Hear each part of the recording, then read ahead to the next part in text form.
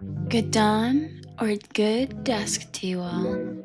Welcome to my podcast, The Sookie Show. Just kidding. If you're hearing this silly little goose gab on, you must be listening to GASP Podcast, Ghost Adventure. Tonight, we spill the beans on Stephen King's enormous beast that has taken a life all its own. That is Devious, Derry.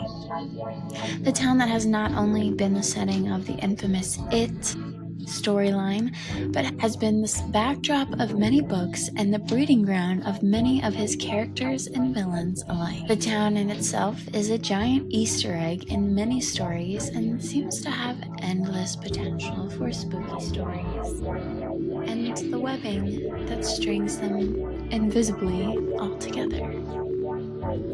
This will be a little bit of a Stephen King episode, but also where his own muses have made moves. The muse of his paranormal masterpieces, but also many others. This will be a little bit of the Stephen King episode, but it's gonna be mostly a what in the fuckery is the universe of Derry?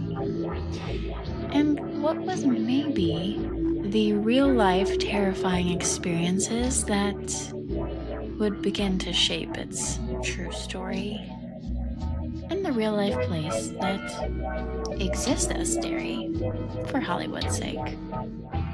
So don't you touch that dial, spookies. We'll be right back, right here on GASP. So let us spill for a spell and slip into something spooky, shall we?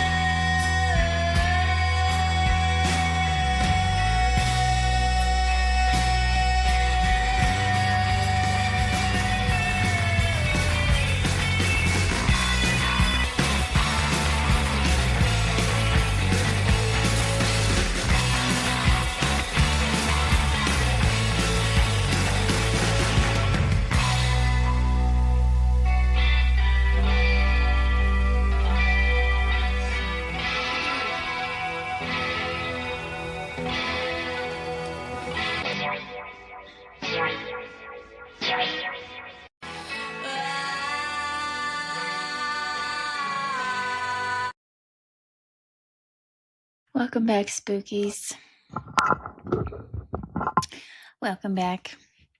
So this episode is going to be a two-parter, just because there's a lot, and I want to cover all the Easter eggs and all the cool stuff and like muses and inspiration behind the stories. I just wanted to cover Stephen King because I personally like him a lot.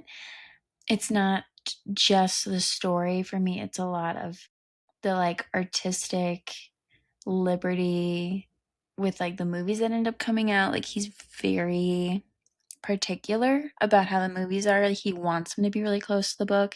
There's always this really cool like nostalgia factor to all the movies and the books. Even if they're like super sci-fi, it feels like this thing that you like kind of remember from childhood. So yeah, I love the Easter eggs, and also my all-time favorite horror movie is Rose Red. Like, not top 3, not top 5, number 1 with a dot, Rose Red, which was a TV miniseries made by Stephen King. So, if anything, this is more of an appreciation to Rose Red and It, and yeah, just all the movies that were really impactful. So, part 1, we're going to talk about Stephen King's backstory a little bit. Not too much because it can be boring, just the cool stuff. And then like how he got into writing. But more so, this episode is going to be about strictly the books that he wrote that would turn into movies and the specific inspiration behind each of the stories.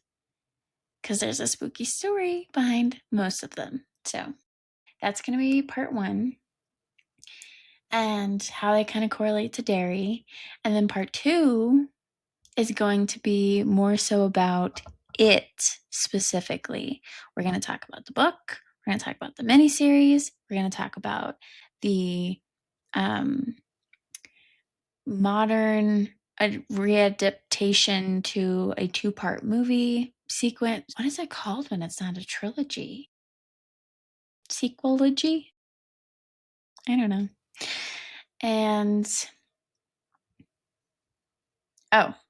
then also in part 2, we're not just going to talk about it and Stephen King. We are going to talk about that first to then talk about what I think was the absolutely bonanza bonkers fucking real life story that happened in the 70s that I think was the inspiration behind it, the story, the creature, like the monster alien, it, and the story. And it's so crazy. It's so crazy. And then I was able to find, for encounters for both episodes, we've got either it's a spooky encounter somebody had in Maine, the state, which is theoretically where Derry is Derry, Maine, which tonight we're going to talk about the real town that Derry is based off of. But so we've got some Maine stories, and then we've also got stories that feel like they're about something you'd find in a Stephen King movie or a book or something like, or an encounter that seems like maybe it was it. So I'm so excited. I hope you guys are excited and get ready for this spooky. Forget folly ado. This is spooky ado. You ready? Go! I'm so ready. So first, let's start with a little history of horror. The main background that could help tie in Stephen King's experiences and later his time in Colorado. We'll get to that. But Stephen King's fictional town of Derry is actually primarily inspired by a real-life town in Maine that looks exactly like you would expect Derry to look like. Isn't that funny? You see, it's inspired by Stephen King's real-life hometown where he was born and sort of raised. The hometown of Bangor, Maine. Yes, Bangor. Using its landmarks and history, and particularly the history of the decline of its lumber industry, this became a major influence to not only what would be it, but what would feel like a perfect background hometown for many of his characters in other books and stories. Other inspirations include the 27-year cycle of disappearances and murders, a reflection of King's desire to write about a city haunted for centuries, paired with the combination of his personal experiences with childhood anxieties and a severe phobia of clowns. This would manifest into the character we all know and love, Pennywise. Bangor, Maine would become the basis for Derry, and the many influential landmarks would become canon, like the great big lumberjack statue, the bridge, the meat market area. There's the Thomas Hill Sandpipe, the Kentuskieg Stream Canals, and the Paul Bunyan statue. These are all real landmarks in Bangor and become crucial plot points in it. The town's history of boom and bust cycles, specifically tied to the decline of the lumber industry, would become deeply influential for the narrative and give kind of this rugged atmosphere to the lore. Now, speaking of atmosphere, the sense of dread and the feeling of being trapped in a small town, all of which King actually experienced as he grew up in this small town. It becomes reflected in the atmosphere of Derry and a core wound, a core identity in many of his characters. This haunted city was really King wanting to write about a city haunted by an entity, but not so much just an entity, but rather a real life monster coded by an imaginary atmosphere or circumstances. But the fact that it was not just a story that would plague this one group of people in this one town for 3 years, but something that became more so like a generational curse, yet physical, almost tangible. And that concept came to him while he was living in none other than Boulder, Colorado. Oh my god, I just had crazy deja vu just now. Ugh, so weird. Like recording the Devious Derry episode and reading that line, I'm like, mad deja vu. And obviously it did not happen already because we're doing it now. So spooky. Anyways, sorry. Let me know if anybody else had a weird time glitch vibe just then. Deja vu of some sort. Should we do an episode on deja vu? Email me. Okay. Now, coming back to early life, Stephen King was born in Portland, Maine on September 21st, 1947. His father, Donald Edwin King, was a traveling vacuum salesman after returning from World War II, that is. I know how that can be. He was born in Indiana. His father was born in Indiana with the surname Pollock, changed it to King as an adult. King's mother was named Nellie Ruth King. Her maiden name was Pillsbury, which I'm like, wait a minute. Is he related to the Pillsbury Doughboy?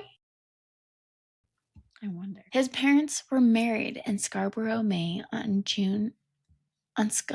in Scarborough, Maine on July 23rd, 1939. They would live with Donald's family in Chicago for a little bit before eventually moving to Croton-on-Hudson, New York. King's parents returned to Maine towards the end of World War II, living in a modest house in Scarborough. And King is apparently of a Scottish and Irish descent. Now, when King was 2, his father left his family. His mother would then begin to raise him as a single mother, along with his older brother, David, all by herself. Oftentimes, this led to great financial strain put on the family, and so this would lead to them moving from Scarborough and eventually, depending on the relatives that they had, living in Chicago, Illinois. In Croton-on-Hudson in New York, West de Perry, Wisconsin, Fort Wayne, Indiana, Malden, Massachusetts, and Stratford, Connecticut. So those are all the places that they had like some kind of family and they had to like move to. Like they would stay with one family, relatives, but it would be when Stephen was 11 years old that his family would finally move to Durham, Maine, where his mother cared for her own parents until their deaths. After that, she becomes a caregiver in a local residential facility that's for the mentally delayed and challenged. King says he started writing when he was about 6 or 7, just kind of copying panels out of comic books, and then eventually making up his own stories as he got a little bit more familiar and rehearsed. Soon, film would be a major influence on him. Quote, he says, I loved the movies from the start. So when I started to write, I had a tendency to write in images because that was all I knew at the time. Regarding his newfound interest in horror, he would say, "My childhood was pretty ordinary, except from an early age, I knew I wanted to be scared. I just did." I relate to that. He recalls showing his mother a story he copied out of a comic book, and she responded, "I bet you could do better." "Why don't you write one of your own?" he recalls. "Why don't you write one of your own?" she says. I can't tell if that's like toxic or like a good push. But he recalls, quote, "an immense feeling of possibility at the idea, as if I had been ushered into a vast building filled with closed doors and had been given the key to open any one I liked." King was a voracious reader in his youth. He says, "I read everything from Nancy Drew to Psycho. My favorite was The Shrinking Man by Richard Matheson. I was 8 when I found that." So clearly, horror has always been his passion. He's built different. You know what I mean? He's built like us. We're spooky. We're strange. We know it. King's Aunt Gerd actually would pay him a quarter for every story he produced. Another way of them trying to lovingly push him into what he was good at. He said his surviving earliest works include Jonathan and the Witches, which he wrote at the age of 9. One day, King went up to a mobile book driver and asked her, "Do you have any stories about how kids really are? You know, not just like sweet and obedient." She gave him a copy of none other than The Lord of the Flies, which proved formative. He said it was so far as I can remember, the first book with hands, wrong ones that reach out of the pages and seized me by the throat. It said to me, "This is not just entertainment. It's life or death." To me, Lord of the Flies has always represented what novels are for, why they are indispensable. He attended Durham Elementary School and entered Lisbon High School in Lisbon Falls, Maine, 1962. And he contributed to the Dave's Rag, the newspaper his brother printed with a mimeograph machine, and later sold stories to his own friends. His stories. His first independently published story was called "I Was a Teenage Grave Robber," serialized over 4 issues of the Fanzine Comics Review in 1965. He was also a sports reporter for Lisbon's Weekly Enterprise. Really quick, I just wanted to say, finding out the Lord of the Flies story was so interesting to me because, first of all, Edgar Allan Poe was the first author that I came across that I was like, whoa, this is different. This is spooky. This pulls me into the story. It's got me by my fucking throat. And then, but that was more so poetry. And then the first novel, like literature that really I was stuck on every single page. I was entirely engrossed in the story, just enveloped in the fear. Felt like I was truly there, was Lord of the Flies. And I loved the honesty of it. I loved the barbarism. I loved the fear, the horror. That it was it was gushing blood outside the lines. I loved it. So I loved the fact that that was something that was really kind of like a catalyst and a turning point for him. Made me want to cry. And the teenage grave robber thing. I've been trying to track down that story because it's weirdly hard to find.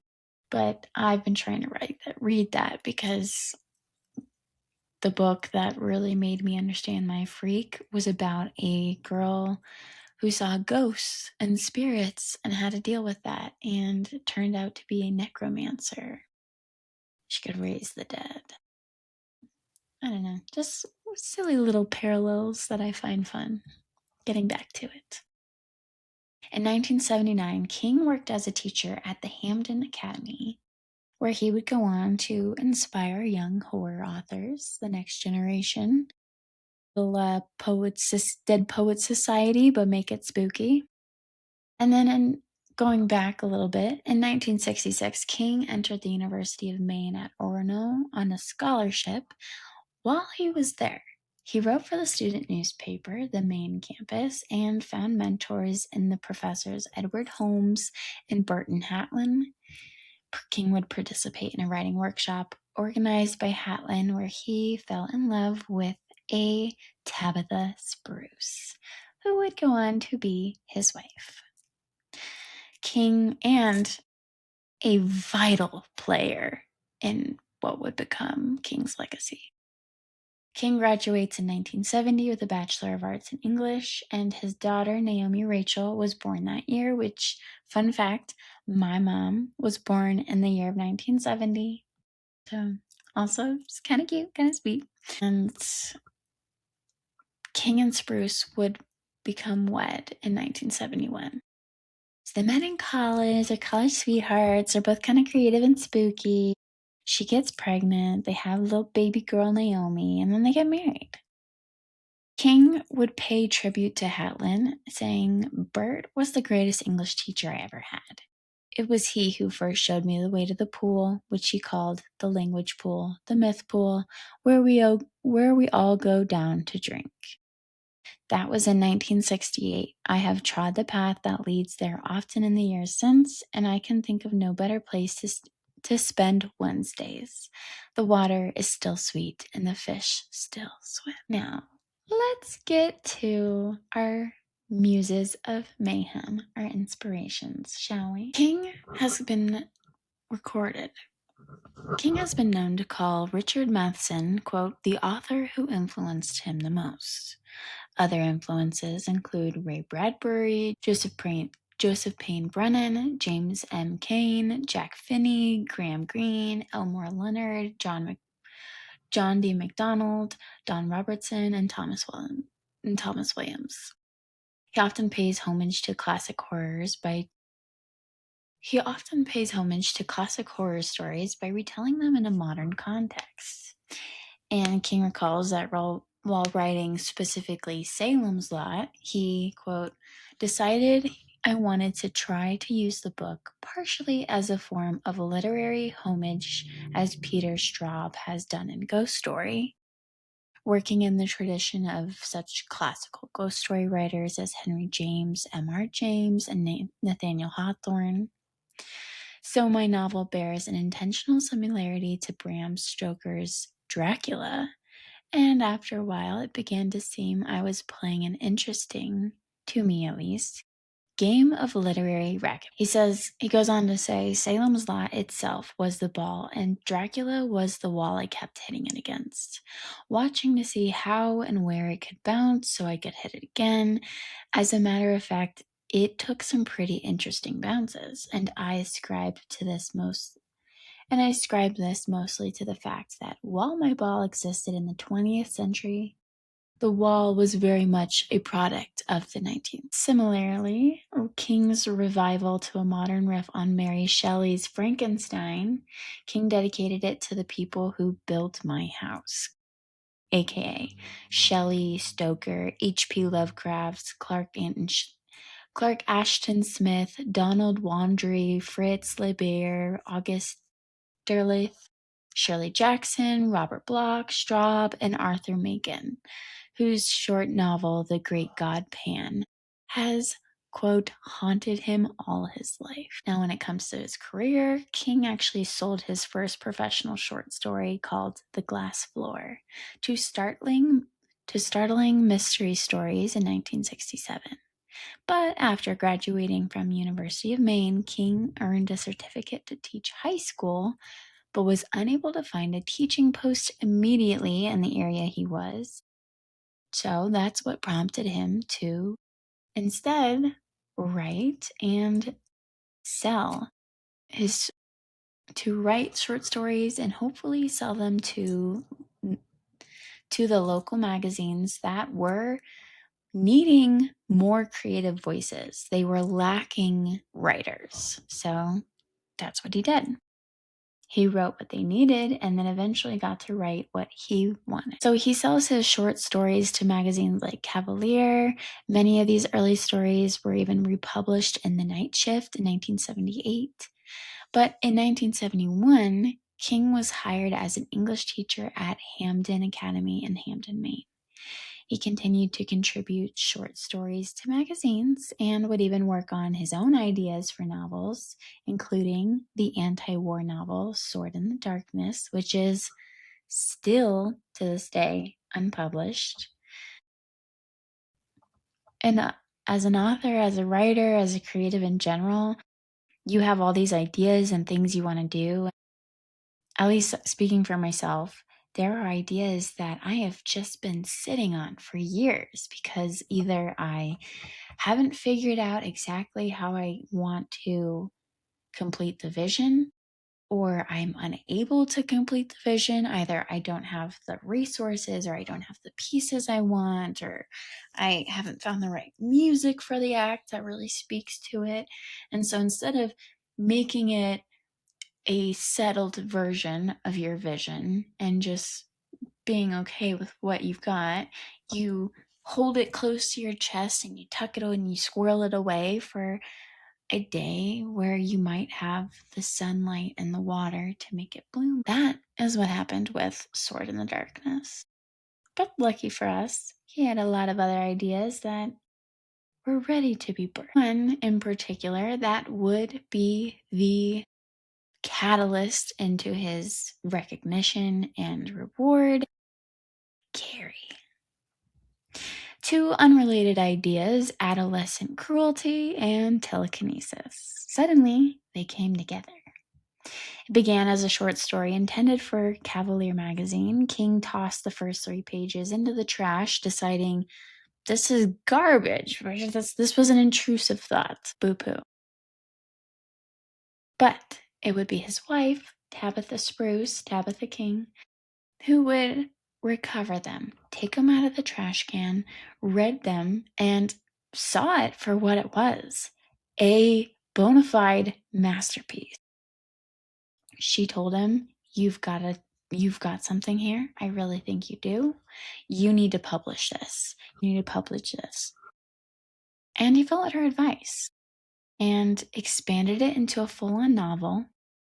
Per The Guardian, Carrie is the story of Carrie White, a high school student with latent and then, as the novel progresses, developing telekinetic powers.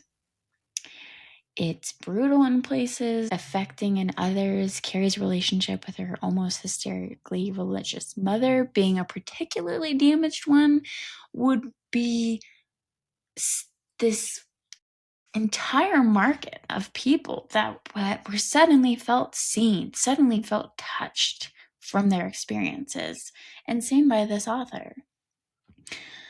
I mean, God, it's like a funny question I ask people, like an icebreaker, like, hey, my name's Sucky. Do you have religious trauma and do you believe in ghosts?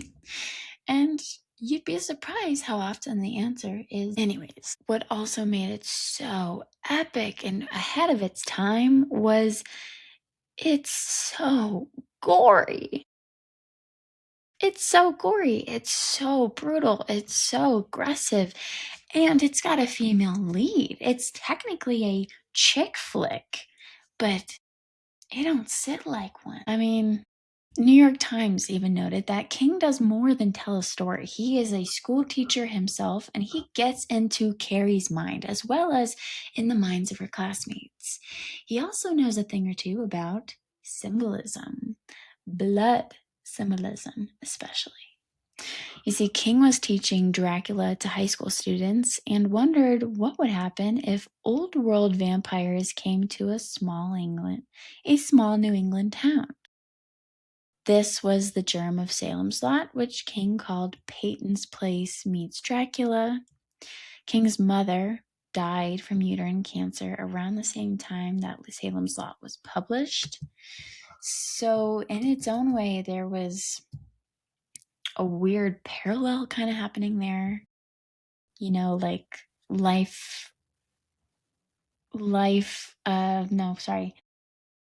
art imitating life, life imitating art. After his mother's death, though, this would be the jumping off point that would jerk them, basically convince King to move his whole family to Boulder, Colorado, which is a catalyst for the second part of his career. Because after he moved to Boulder, Colorado, he paid a visit to none other than the Stanley Hotel in Estes Park, which would provide the basis, inspiration, and grounds for the novel, the movie, the movement, The Shining, about an alcoholic writer and his family taking care of a hotel shut in for the winter. But not just any hotel, a hotel that is horrifically haunted.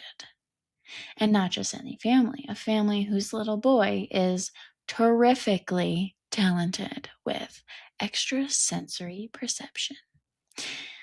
It's like throwing a match in a gasoline bin. Anyways, back to King's family.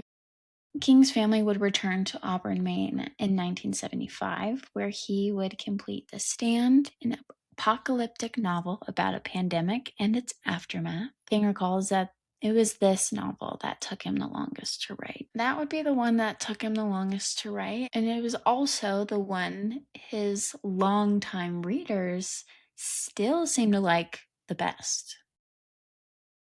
In 1977, the King's family, with the addition of Owen Phillip, their third and youngest child, traveled briefly to England. They would return to Maine that fall, and King would begin teaching creative writing at the University of Maine this time. The courses he taught on horror actually would provide the basis for his first nonfiction book, Macabre. In 1979, he published The Dead Zone, about an ordinary man gifted with second sight. It was the first of his novels to take place in Castle Rock, Maine. And King later reflected that with The Dead Zone, he felt like it was at this time he had really hit his stride, really figured out his style, his tone, getting into his dark half. His stride, the dark side of his moon, the 1980s. You see, King struggled with addiction throughout the decade and often wrote under the influence of cocaine, alcohol, who knows what else. He even says he barely remembers writing Cujo, which, if Cujo is your drunken mistake, your oopsie brown to blackout moment, that's a pretty good problem to have. You know, like if I got fucked up, if I got shit faced, I don't remember what happened last night. And the worst thing that happened was I wrote an entire novel that would become a horrific movie that Disney themselves would even try and rip off. I'm fine. I'm fine. In 1983, he published Christine, which would be a love triangle involving a 17-year-old misfit, Arnie Cunningham, and his new girlfriend and their haunted 1958 Plymouth Fury. Later that year, he published Pet Cemetery, which he had actually written in the late 1970s and sat on. He had written it when his family was actually living near a highway that, quote, used up a lot of animals, as a neighbor put it, aka had a lot of roadkill, a lot of pets in particularly.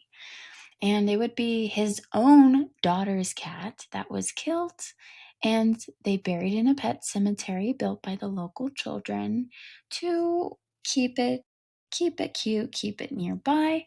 But it was King who imagined a burial ground beyond it that could raise the dead, albeit albeit imperfectly.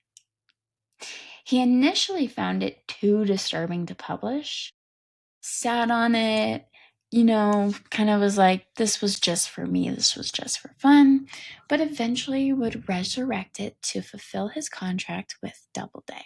So kind of in a way, still like a throwaway. Like his editor and his publishers were really hounding him for another book, and he was kind of stuck in this creative writing block. And so he just kind of threw him Pet Cemetery to be like, here you go. I feel so proud of it. Have fun. Kind of thinking that they would be like, oh, wow, this is great, but maybe a little too dark. We'll give you another 6 months to write something else. But in fact, being brilliant. In 1985, King published The Skeleton Crew, a book of short fiction including The Reach and The Mist. This is the first book by Stephen King that I personally bought from a Goodwill. It was my first horror book I ever owned, and I loved it because my problem with books is you'd read the back and maybe you kind of get an idea, but you don't really know you like a story until you're like halfway through it, personally.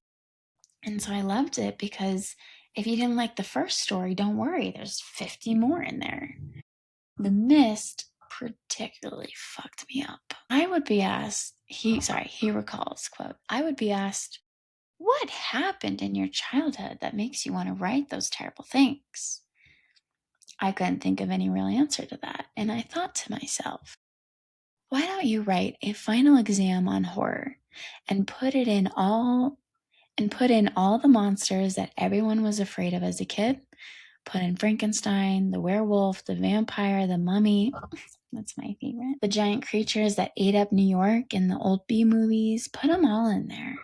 These influences coalesced into what would become It, about a group of 7 children in the fictional town of Derry who are terrorized by the eponymous being which emerges from the sewer in the form of none other than King's personal phobia from childhood, Pennywise the dancing clown, and face their own personal demons individually as children and as people that would be adults one day. You see, the monster that torments them, the core of it is the fear behind it, the power that we give to things. He said he thought he was done writing about monsters and wanted to bring on all the monsters one last time and call it It. Little did he know, it would win the August Derleth Award in 1987. And it would not be the end of Stephen King and his horror, as you guys know. And we're going to stop right there talking about it because there's so much more in part 2. For right now, we are going to come back to our life that is stranger than fiction, the real life inspirations and stories based on real life occurrences and events and people known from Stephen King's own life story. That would be the muses behind the mayhem of his best-selling thrillers. Coming up next, so don't you touch that dial, Spooky. Suki, we'll be right back. Welcome back, Spookies. On to the show. You see, Stephen King's stories have been based on real life events that he's been privy to or experienced himself, or people that he's crossed paths with. Let us start with Carrie, the one that almost got away but would be the catalyst of the catapult of his career. You see, Carrie supposedly is actually based off 2 different girls that he knew as a child from school. She was a game nut, like a religious nut, but instead of religion, competitions and games, I'm guessing. It's apparently recounted that she never wore anything other than the one outfit she owned, and when she came to school in a new outfit, everyone would make fun of her mercilessly. Now, as for a pig blood spill, you're gonna have to talk to his intrusive thoughts and demons. Now, The Shining King actually was wanting a break from the spooky ooky main energy, and he had moved to Boulder, Colorado, and during a little staycation, him and his wife Him and his wife Tabitha decided to take a trip down to Estes Park, Colorado, and stay in the infamously haunted Stanley Hotel. It was known to be haunted before he had ever touched it, so that kind of edge was very interesting to him. And the two of them and their son, Danny, would coincidentally were the only occupants staying in the hotel, save for a couple hotel employees who were tasked with staying there and maintaining the hotel, and then eventually closing down the hotel for the winter season. Because at this time, the way Colorado is, Estes Park especially, is a mountain town. It's not like Denver. It's not in the middle of the state. You got to go to buttfuck Egypt, okay? You got to go into the mountains to get to Estes Park. Now, not anymore because climate change, but we have notoriously lots of snow. Like we get 300 days of sunshine a year out of 365, but also like probably 200 days of snow. Lots of snow. Like growing up, you have winter, and then there's like a couple days of spring and it's summer. And then there's like a couple days of fall and then it's winter again. And that was growing up in Colorado. And that was Colorado Springs, Colorado, like boop in the middle. So you get to the mountain towns and like it's not just snowing, it's dumping. So very often hotels that were in the mountain regions, they would have to close down for the season of winter.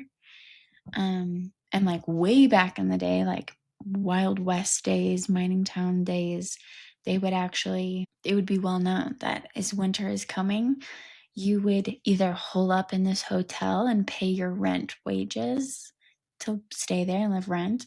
But generally, people didn't like being stuck in a little town for a whole season, so they would get the fuck out of there before winter, and employees would just close down buildings, do certain things so that, the water lines were not going to burst, snow was not going to leak in and create mold of any sort. There'd be somebody there running the central heat so that it would be okay for the spring, basically. So Stephen King and his wife decided to go head out to Estes Park, check it out. It's beautiful, enjoy the winter.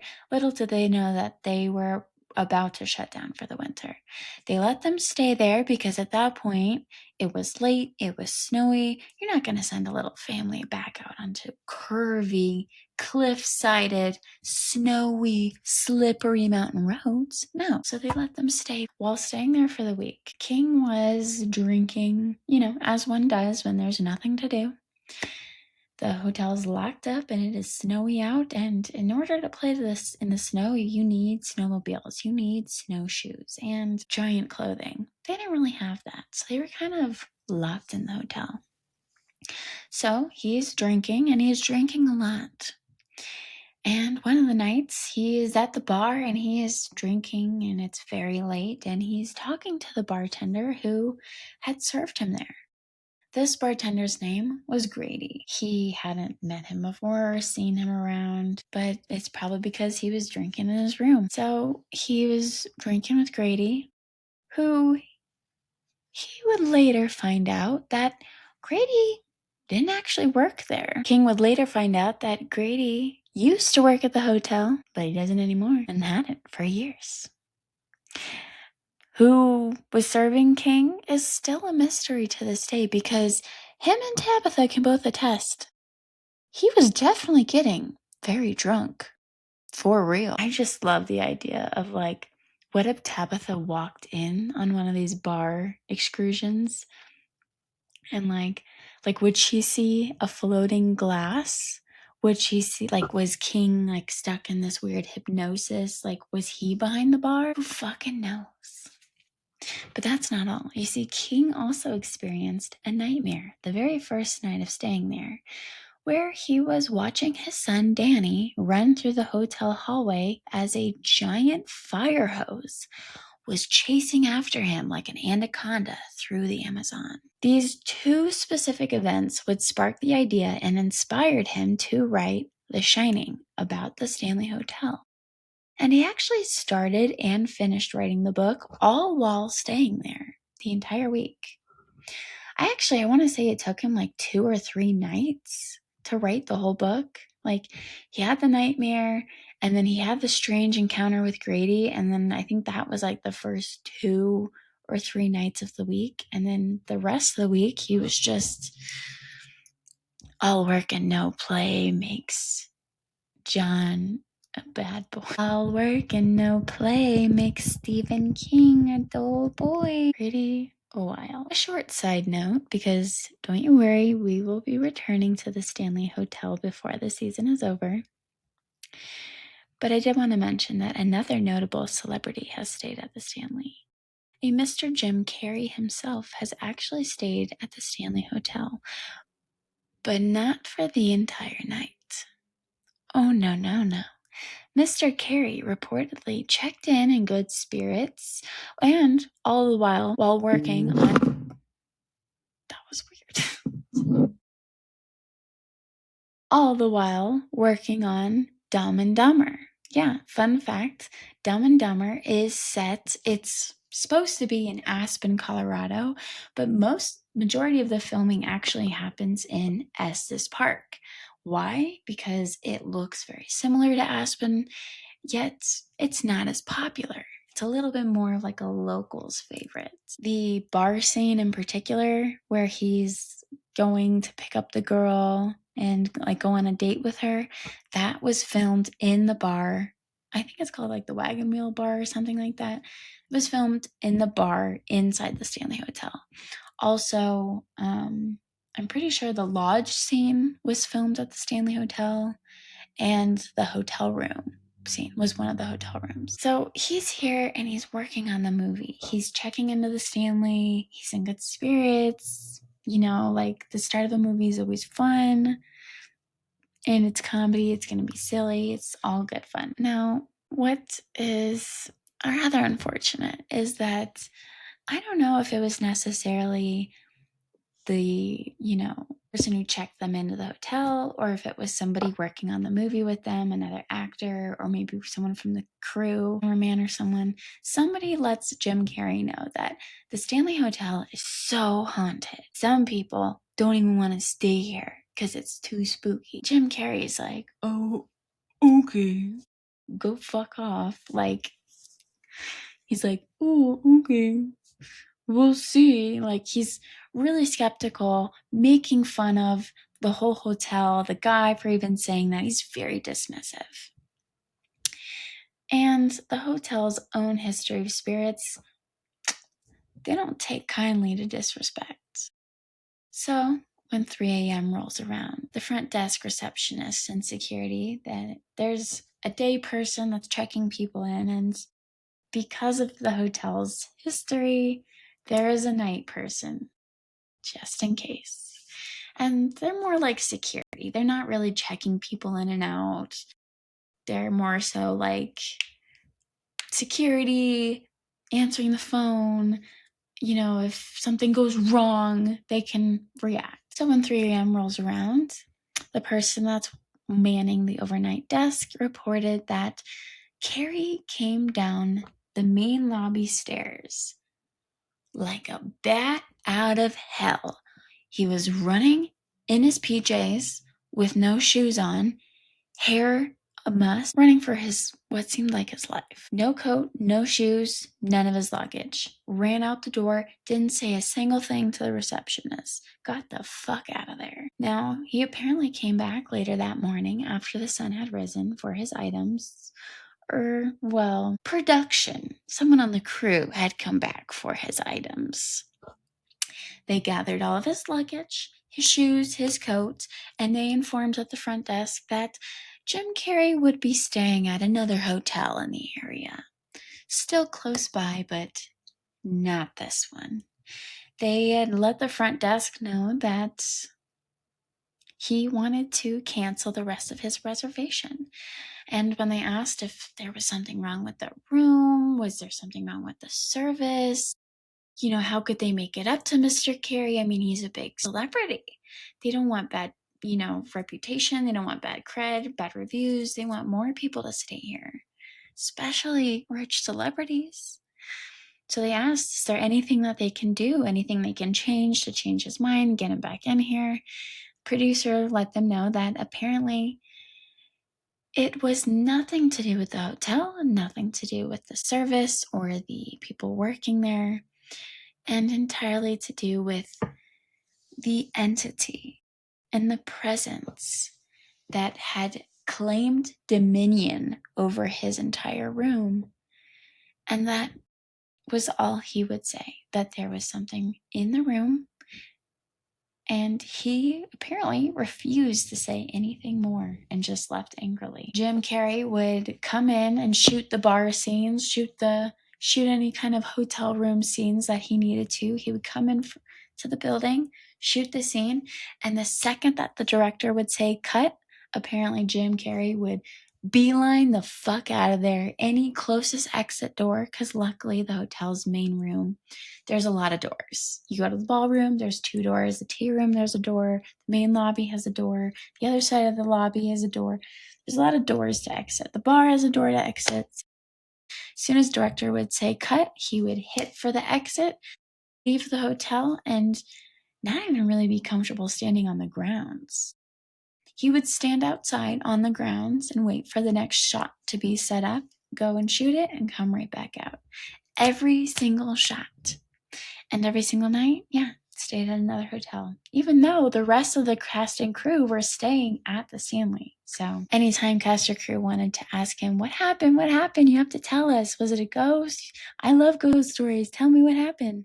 He refused to let on what happened and just said he will never return or stay overnight in the Stanley again. Now, when it came to Cujo, the movie about the man-killing dog that has rabies. It's fun. Apparently, his own experience with a rabid dog attacking him and then killing a child days later would be the muse for what he would create as Cujo. And like we said earlier, so he had gotten attacked by a rabid dog, and then apparently this same rabid dog, he found out, had killed a child days later. He learned the story and then went out with his friends, got absolutely shit-faced, blackout drunk, and then wrote Cujo. And then in the sober of daylight had been like, what's this? Oh, I wrote a movie. Now, the body I haven't read yet, but I still need to. But apparently, when it comes to the body, this was based off of a traumatic event in Stephen King's childhood. Although he doesn't quite remember the incident, but supposedly, when King was 4 years old, he went off to play at a friend's house who lives near railroad tracks. But the young boy was hit by the train while playing on the tracks and was killed. And he thought, I wonder about the kids just like us who would happen upon the body. And this same body becomes an Easter egg. That would be the dead body that the kids would cross railroad tracks to go see and poke with a stick in Stand By Me. Little fun little Easter egg. Now, in Pet Sematary, back in 1979, King was a writer in residence. So, basically, he was a residential writer. He kind of had a constant paid gig, like an in-house writer at the University of Maine. And the house he was renting was adjacent to a major road where pets were often killed by trucks.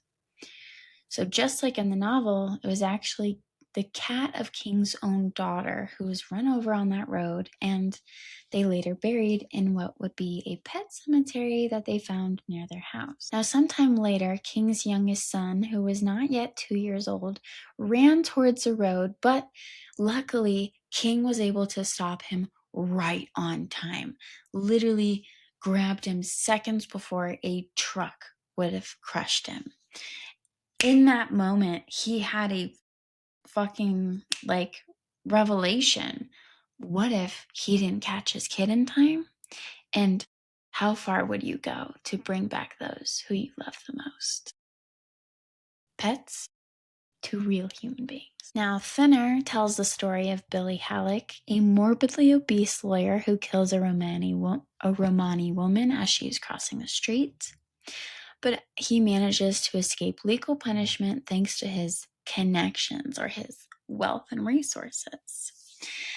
However, the woman's father, being Romani and a magical witchy gypsy, places a curse on Halleck, causing him to lose weight uncontrollably. At the time of the novel's writing, King was overweight, and his doctor told him he needed to lose weight and stop smoking, which somehow was horrific in King's brain and was the basis for Thinner. King even added a line spoken to him by his doctor regarding his weight. He quoted, "Listen, man, your triglycerides are really high. In case you haven't noticed it, you've entered heart attack country." And I could see him thinking, well, what if I got too thin? Well, what if that was dangerous? So really, I do need gravy and cigarettes still. Haha. Now, Misery actually follows the romance novelist Paul Sheldon, who, after being seriously injured during a car accident, is taken in by a former nurse and Stan-level fan, Annie Wilkes, who looks after him, takes care of him. However, Annie turns out to be Sheldon's deranged, self-proclaimed #1 stan, and she is actually holding Sheldon prisoner for her pleasure. Part of King's inspiration for Misery was a real-life fan's reaction to his fantasy novel, The Eyes of the Dragon.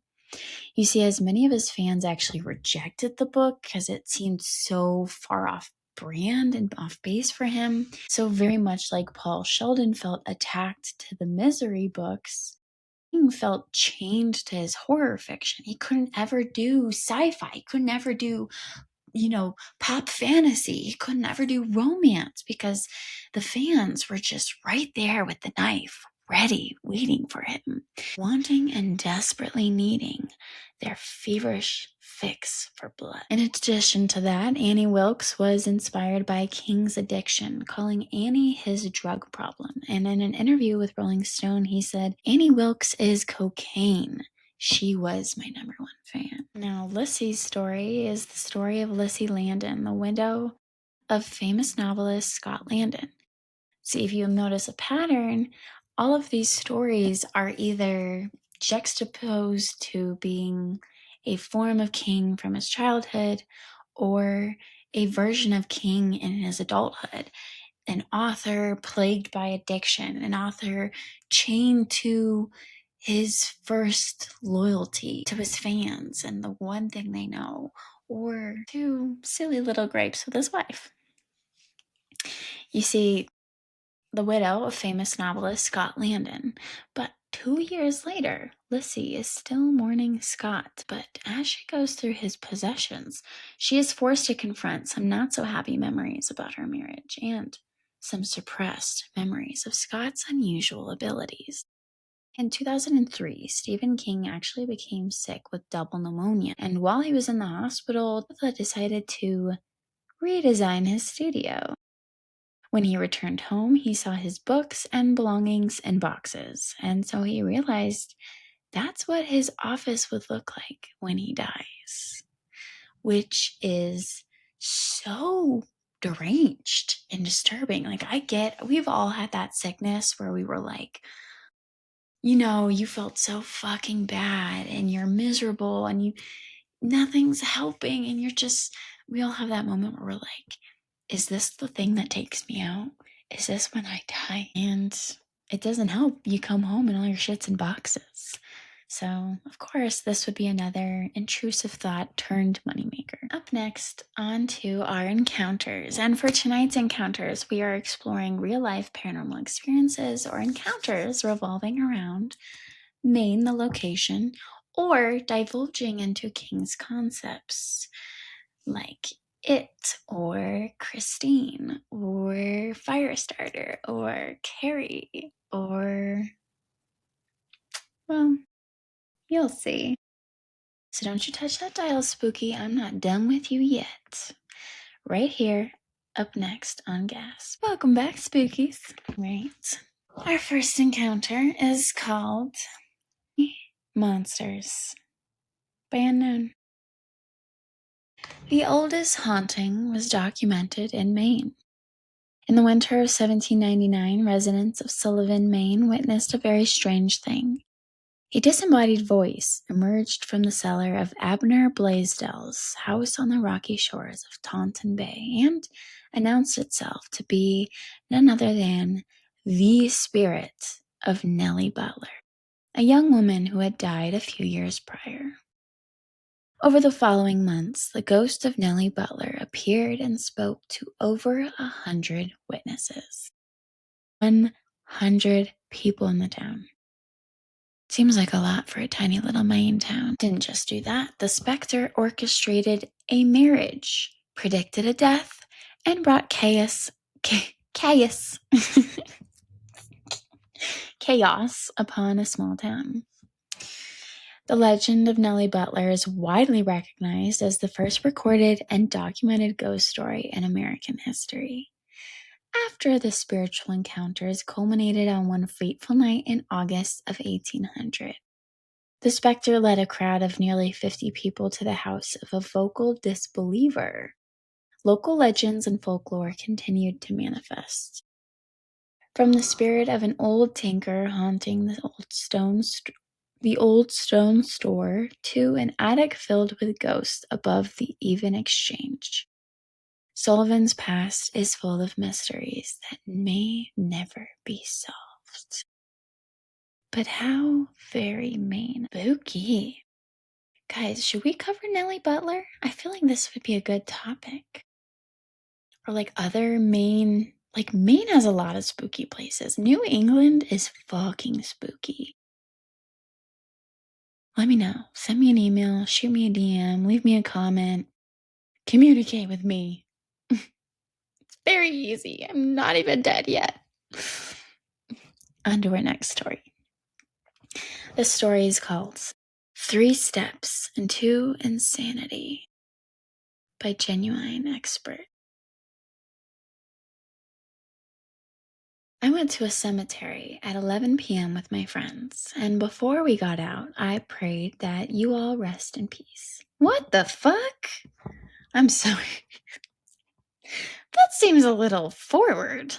Oh, unless she's talking to the people that are already dead. Oh my god.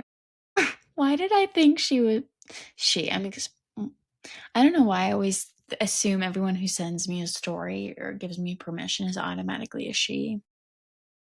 I don't actually know here. They thought why did I automatically assume that they were talking about their friends and not the corpses lying in the graves at the cemetery? What is the matter with me? Who knows? Anyways, sorry. Okay, so they go to a cemetery with their friends. Before we got out, I prayed to the dead people, not their friends, that you all rest in peace. I respect all of you because I had a feeling I should. That's not good. We got to this building shown below. I don't have the pictures, so don't look. And I was like, ooh, that looks creepy. Now, this building isn't like a closed building. It is very small and looks like a Minecraft house that doesn't have the middle filled in. There is a 10-foot by 10 feet hole, I'd say, as the entrance. I walk in, and within 2 steps, suddenly my legs feel weak and I feel extremely lightheaded. And then my ears violently pop. Like when you go down in an airplane and the pressure changes and it's like hits you. It was the loudest and most violent my ears had ever popped. It was very loud. I screamed and instantly ran away. My friend was 1 step behind me but didn't feel a damn thing. Or at least didn't feel the change in pressure I felt. They ran away too, but only because I screamed. I don't know what I experienced at the time, but I told myself I had to go right back because I don't know if it was some weird coincidence or not. But they were going to find out. My friend tells me to say a message before I go in. A message? Like, become intentional, maybe? Like, set an intention? I say something along the lines of, I respect everyone here, and I intend to go back in the building. Give me a signal not to, otherwise I will. I go back, and before I enter, I'm 3 steps away from the concrete. The same thing happens, but with a lot less effect. I instantly ran away. I mean, you didn't ask for a sign. They gave it to you. I know for a fact a pressure change of that degree is impossible, especially when I'm basically outside. The only possible conclusion is that it was some paranormal activity. Does anyone else know how to interpret it? If you want to see the image, since I can't post links here and because I do not have the picture, Suki does not have the picture, you can Google search Oakland Memorial Gardens and look at the tour. Then find the image that is under Oak Lawn Memorial Gardens. That mausoleum building is the one we're talking about. No, as someone who lives somewhere where I was born and raised in Colorado Springs and I currently live in Denver. Denver is the Mile High City. We are 5,280 feet above sea level, but Colorado Springs is 6,311 feet above sea level. So I've always lived very high altitude. When I go on planes, sometimes my ears will pop. Like if you're going high altitude or down altitude, the pressure changes and your ears pop. So like if you're going down into a basement of a building that's like multiple stories into the ground, you might have a pressure change. Your ears might pop. That's totally possible. Or like if you're going into a tunnel system, like the pressure is gonna change. If you're walking around outside in a cemetery and like you're in one place, like you're not driving, from 2,000 feet above sea level to 5,000 feet. That's more so when your ear is gonna pop, or you're in the plane literally going up thousands of feet. Not like 60 feet, not like 200, like hundreds of feet is not going to be a pressure change. We're talking thousands, or we're talking like ground weight or ocean weight, like water weight. So no, I absolutely think something paranormal happened to you, and thank you for sharing, and thank you for scaring, Queen or King. Well, spookies, that's my gasp for you all. I hope it tickled your goosebumps and left your brainy weenie spinning for the night.